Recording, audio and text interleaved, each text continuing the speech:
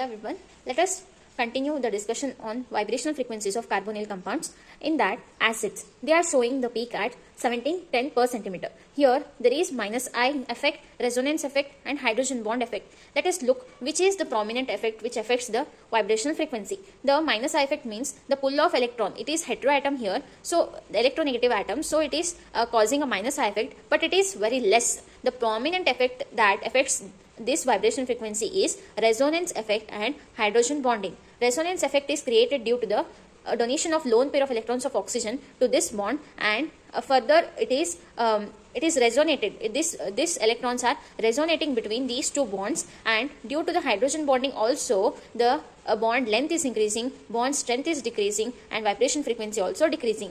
Then rest other carbonyl compounds. Then between acid and amide, the acid is showing higher vibrational frequency than amide. It is due to, as N is less electronegative than oxygen, it can easily donate its lone pair of electrons to the resonance. So the ease of resonance in case of amide is very high. So the bond length is also high, the bond strength is decreasing, and vibration frequency of amide is less than acids.